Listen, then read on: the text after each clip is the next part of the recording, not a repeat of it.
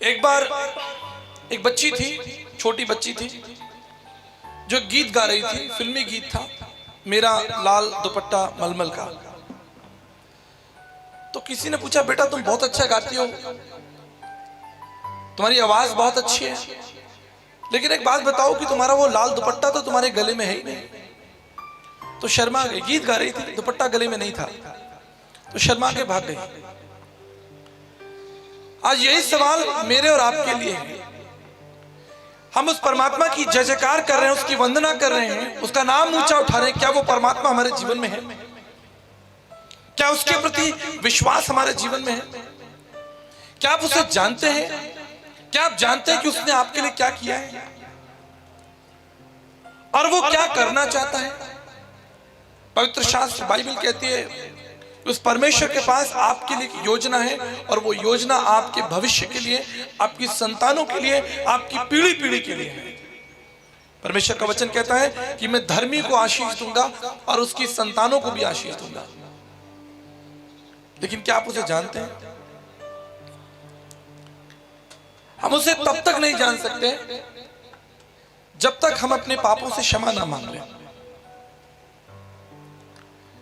जैसे एक भ्रूण, एक बच्चा जो है मां के कोख में होता है, तो उसे नहीं मालूम कि संसार कितना बड़ा है और संसार कितना सुंदर है, उसे कुछ नहीं मालूम, क्योंकि वो तो मां के गर्भ में है, उस अंधेरे में है, उसे कुछ नहीं मालूम।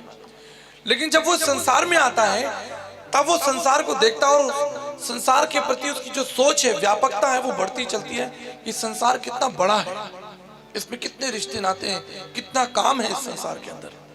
ठीक इसी तरह जब तक हम अंधकार में बैठे रहेंगे, हम उस परमेश्वर को कभी नहीं जान पाएंगे। भारतीय दर्शन शास्त्र में लिखा है, पापम पापात्मा पाप कर्मा पाप संबा त्राहिमाम पुंडक्षाम सर्व पाप हरे हरे। अगर कोई कहता है कि नहीं, मैंने तो अपने जीवन में कोई पाप ही नहीं किया, मैंने कोई बैंक नहीं लूटी आपने कोई बैंक, किसी की हत्या की नहीं की, हमने कोई गलत, हमने किसी के खेत पे कब्जा नहीं किया, हमने किसी के घर पे कब्जा नहीं किया, तो हमने तो कोई पाप ही नहीं किया। तो ऋषि वेदव्यास जी कहते हैं, पापम पापात्मा पाप कर्मा, मेरा तो जन्म ही पाप में हुआ है।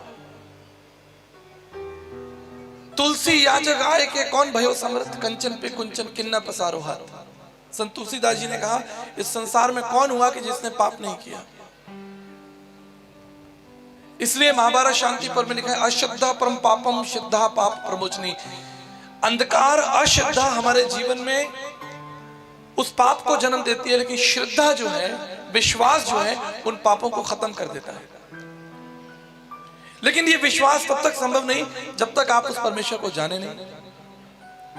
उस परमेश्वर का परिचय कौन देगा? कोई बता सकता है परमेश्वर कौन है? उस अज्ञात अगोचर परमेश्वर का परिचय कौन देगा? मुझे बताइए। मैं यहां खड़ा हूं, आप में से कितने लोग मेरा नाम जानते हैं? आप कहेंगे वो तो पोस्टर पर देख लिया हमने, लेकिन आप मेरे बारे में कितना जानते हैं? कुछ नहीं जानते। जब तक मैं आपको ना बताऊं कि मैं कौन हूं, मुझे क्या पसंद है, अपनी विशेषताएं, अपनी योजनाएं, अपने परिवार के बारे में, मेरे कितने बच्चे हैं, पत्नी, माता पिता कहाँ रहते हैं, क्या करते हैं, मैंने कहाँ से पढ़ाई की, मुझे खाने में क्या पसंद है, क्या पसंद नहीं है, जब तक मैं ना बताऊं आपको मेरा परिचय कौन देगा? ठीक इसी तरह उस परमेश्वर का परिचय कोई दे सकता है? संत तुलसीदास जी ने कहा, तुलसी याजक आए के कौन भयो समर्थ, कंचन पे कुंचन किन्ना पसा। एक पापी व्यक्ति जो खुद अंधकार में बैठा है, क्या वो परमेश्वर का परिचय देगा? इसलिए जब यीशु मसीह का जन्म हुआ, प्रभु यीशु मसीह का जन्म हुआ, तो लिखा है कि स्वर्ग से फरिश्ते उतर कर आए, स्वर्गदूत उतर कर आए, और जो गडरिये अंधकार में बैठे थे, बाइबल कहती है उनके ऊपर एक बड़ी ज्योति चमकी। तो उसका जो आगमन हुआ वो एक ज्योति के रूप में हुआ। प्रभु यीशु मसीह संसार में ज्योति के रूप में आए। और ज्योति कितनी जरूरी है हमारे बच्चे जानते हैं, जो लोग बच्चे पढ़ाई करते हैं। आप जानते हो कि सूर्य का प्रकाश जो पृथ्वी पर आता है तो वो कितना जरूरी है। अगर सूर्य का प्रकाश पृथ्वी पर ना आए तो हम सब लोग जो हैं वो सब मर जाएंगे। क्यों? क्योंकि पेड़ पौधे फोटोसिंथेसिस प्रोसेस, प्रकाश संश्लेषण की विधि नहीं होगी, और जो पेड़ पौधे हैं वो आपको ऑक्सीजन नहीं देंगे,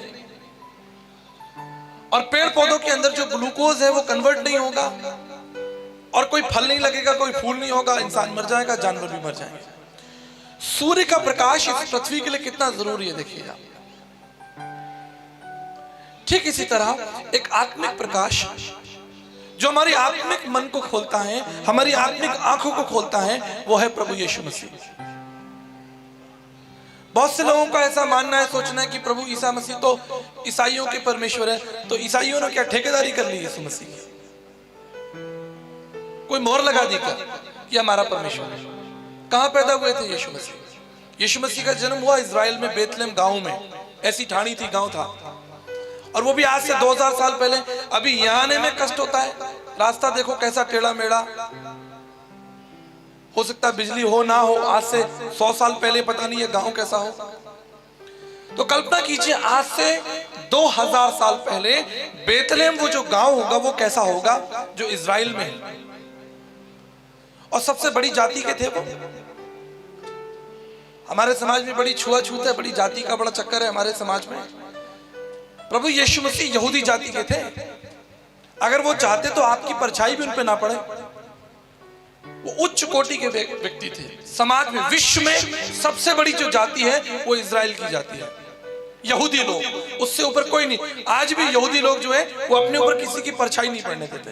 कहते हम तो यहूदी हैं, हम आपके हाथ का खाना नहीं खाएंगे, हम आपके घर नहीं आएंगे। उस समाज में प्रभु यीशु मसीह का जन्म हुआ। बताओ उससे बड़ी जाति किसकी है? लेकिन फिर भी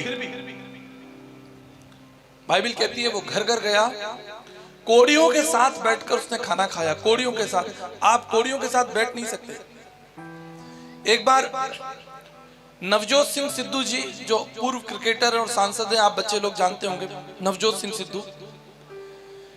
एक बार उनके मन में इच्छा हुई कि भाई वो मदर टेरेसा का आश्रम है कलकत्ता में, उसे देखने जाएं। तो वहां कोड़ियों का आश्रम था। तो सिद्धू साहब गए। जब वो आश्रम में गए तो वहां तो बहुत बदबू आ रही थी, क्योंकि सारे बेचारे 500 से ज्यादा कोड़ी वहां पर जो है मर रहे थे, उनका शरीर गल रहा था। जब शरीर, मनुष्य का शरीर गलता है, अंग गलते हैं, स्किन गलती है, तो कैसी बदबू आती होगी। तो सिद्धू साहब वहां बैठे तो उनको तो उल्टियां हो गई। उन्होंने अपना रुमाल मुंह पे लगा लिया, बोले यहाँ कैसे रह सकते हैं भाई। तो भागना चाह रहे थे, लेकिन मन में था कि मदर टेरेसा को मिलने आए हैं, चलो भाई देख लें मदर टेरेसा को। तो इतने में पतली दुबली सी महिला मदर टेरेसा जो है वो चलती हुई आई, तो उनके पैरों में गिर गए। बोले माता जी पहले तो आप एक बात बताओ, आप इस जगह पर कैसे रह सकते हो, यहाँ इतनी बदबू आती है, लोग सड़ रहे हैं, मर रहे हैं। तो मदर टेरेसा ने उनको जवाब दिया कि बेटा मैं प्रभु यीशु मसीह की शिष्या हूं, उसकी बिटिया हूं, उसकी सेविका हूं, और मुझे मौका नहीं मिला कि अगर जब यीशु मसीह क्रूस पे था, उस समय जब यीशु मसीह घायल था, तो मैं उसकी सेवा कर पाती। मुझे वो मौका नहीं मिला, इसलिए आज इन मरते हुए कोड़ियों की सेवा करके मैं ये सोच लेती हूँ कि मैं यीशु मसीह की सेवा कर रही हूँ। और आपको मालूम है भारत सरकार ने उन्हें भारत रत्न दिया उनकी सेवा के लिए। यह है प्रभु यीशु मसीह जो मनों को बदलता, वो धर्म नहीं बदलता। धर्म तो एक ही है। प्रेम धर्म का मूल है, पाप मूल संताप। जहां दया वहां धर्म है, जहां क्षमा वहां प्रभु आप। धर्म क्या है? धर्म तो व्यापक है। यम नियम आसन प्रत्याहार। आप सुबह उठते हो वो भी धर्म है कि भाई सुबह उठना है आपको, वो धर्म है आपका। आप काम पे जाते हो वो भी धर्म है। आप बच्चों को पढ़ाते हो वो भी धर्म है। आप शादी ब्याह करते हो, खेती किसानी करते हो, व्यापार करते हो, भारत सरकार को टैक्स देते हो, अपने भाइयों में आपस में प्रेम रखते हो, सुलह रखते हो, झगड़ा नहीं करते, मारपीट नहीं करते, यही तो धर्म है। विश्वास, मूल्य, आचरण और कर्मकांड। विश्वास, मूल्य, आचरण और ये 4 सिद्धांत हैं, 4 आयाम है धर्म के। तो प्रभु यीशु मसीह को मानने से, उस पर विश्वास करने से धर्म नहीं बदलता, परंतु धर्म की पूर्ति होती है। यीशु मसीह ने क्या कहा कि मैं व्यवस्था को, धर्म को मिटाने नहीं आया, लेकिन धर्म को पूरा करने के लिए आया हूं। मत्ती 5:17 में लिखा है कि मैं व्यवस्था को, उस धर्म को पूरा करने आया हूं। इसलिए नीति वचन कहता है जो धर्म का पीछा करता है वो जीवन पाता है।